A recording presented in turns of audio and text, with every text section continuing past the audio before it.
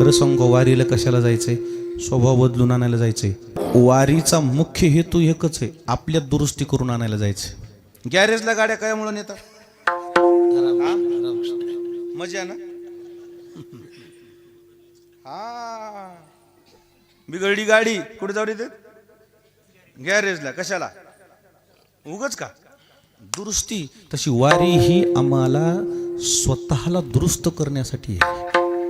आपल्यात जे काही दोष वाढीस लागलेले आहेत, ते दोष जर जात असतील तर कुठं जातात? वारीमध्ये जातात. का? स्वभाव त्या देवाचा असा आहे, तिथं गेलं की दुरुस्त्या झाल्याशिवाय राहत नाही. कारण तिथं लय मोठे मोठे मोठे मेकॅनिक बसलेले आहेत. कोण बसलेलं आहे? भलत्या गाड्या ज्या कुठं नीट होत नाही त्या वारीत होत्यात. महिनाभर आमच्याकडे वारीला आले ना माणूस ना, ज्यानं महिनाभर सोडली ना, समजायले उजळते कसं लोकांना कोणाला ठाव ह्या बाबतीत. महिनाभर तिकडं मिळतच नाही. तर कोणी बघितलं की माऊलीच म्हणायले. हे म्हणलं सगळे माऊलीच हे माऊली माऊली म्हणलं इथं काय नाही. महिनाभर त्याला जर 2-3 दिवस म्हणलं ना, 2-3 नाराज झाले हो म्हणला.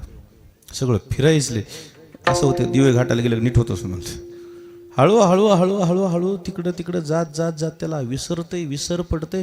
पंढरपुरात म्हणते महाराज माळच घाला आत. जे झालं ते मागील केले ते अवघे जीवाव, मागचं काढायचं नाही.